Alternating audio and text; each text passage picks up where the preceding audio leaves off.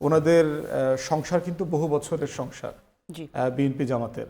তো এত বছরের সংসারে মান অভিমান থাকবে, কিন্তু তালাক পর্যায়ে চলে গেছে এরকম কোনো বাস্তবতা এখনো এক পর্যন্ত দেখতে পাচ্ছি না। আমাদের দেখা ক্ষুদ্র সময় যেটা মনে আছে যে পার্লামেন্টারি পলিটিক্সে নির্বাচন অ্যাকসেপ্ট করা থেকে শুরু করে সংসদে এত ডিসেন্ট এনভায়রনমেন্ট এর আগে মনে হয় আমরা দেখি নাই। দেখিনি। জি বরং এটা কি রিজনেবলি মনে হচ্ছে যে আপনার অন্য যে কোনো সময়ের চেয়ে, ধরেন বিএনপি যখন আগে নির্বাচিত হয়েছে, আওয়ামী লীগ বলেছে নির্বাচন সুষ্ঠু হয় নাই এবং একদিনের জন্য আমরা বিএনপিকে শান্তিতে থাকতে দেব না। জি। শেখ হাসিনার স্পষ্ট।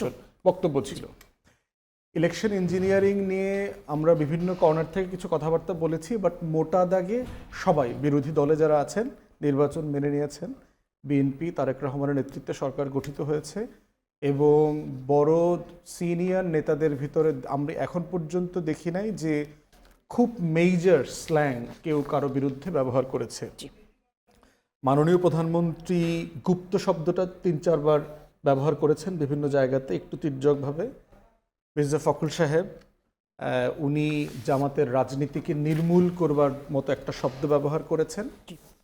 আমরা যারা জিয়া পরিবারের সদস্যদেরকে বহু বছর থেকে রাজনীতিতে দেখেছি, ওনাদের মানে শব্দ চয়নের যে ডিসেন্সি পলিটিক্সে, এটা ওনারা সুপার আর কি। মানে এটা শহীদ প্রেসিডেন্ট জিয়াউর রহমান বলেন, বেগম জিয়া বলেন, তারেক রহমান, সবাই কথাবার্তায় খুবই মানে মার্জিত এবং ল্যাঙ্গুয়েজ, অ্যাঙ্গার ম্যানেজমেন্ট এই জায়গাগুলোতে।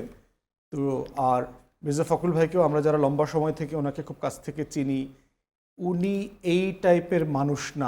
আমার কাছে কখনো মনে হয় না যে উনি আরেকটা রাজনৈতিক দলকে নির্মূল করে দেবেন। মানে নির্মূল শব্দ আসলেই তো আমাদের দ্বিতীয় বিশ্বযুদ্ধের কথা মনে পড়ে, যে হিটলার যেভাবে আপনার ইহুদি জাতিকে হলোকস্টের মধ্য দিয়ে নির্মূল করবার চেষ্টা করেছেন।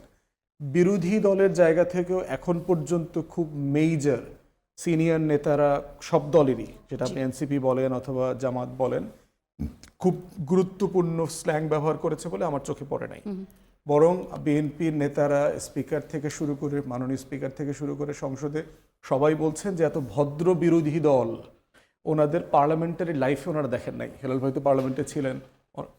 এই জন্য যতটুকু তর্ক বিতর্ক দেখছি আমার মনে হচ্ছে যে এটা জাস্ট কোয়াইট রিজনেবল আর কি। মানে বাংলাদেশের কনটেক্সটে আপনি 3 জেনারেশনের এমপি আছে, বয়স ধরেন 80+, জনগোষ্ঠীর এমপি যেমন আছে, 30-এর নিচের বয়সের এমপিও আছে এখানে। সো 3টা ক্রস জেনারেশনের এমপি থাকবার পরে যেটা হয়েছে যে যেই কালচার আমরা ওভারনাইট 24-এর পরে এক্সপেক্ট করছি, আপনি 3টা ক্রস জেনারেশন থেকে সাডেনলি ওই কালচারটা একদিনে আশা করতে পারবেন না।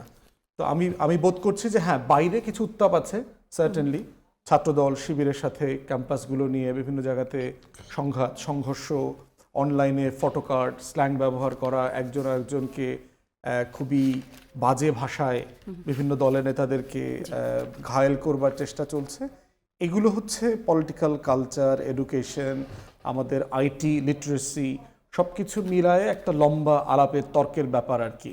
কিন্তু মোটা দাগে আমি দেখতে পাচ্ছি না যে এখন পর্যন্ত দল যারা সংসদে রিপ্রেজেন্ট করছেন খুব মোটা দাগে নিজেদের ভিতরে বিরোধ আছে। বরং দেখতে পাচ্ছি যে ওনাদের সংসার কিন্তু বহু বছরের সংসার, বিএনপি জামাতের। তো এত বছরের সংসারে মান অভিমান থাকবে, কিন্তু তালাক পর্যায়ে চলে গেছে এরকম কোনো বাস্তবতা এখনো এক দেখতে পাচ্ছি না। ধন্যবাদ।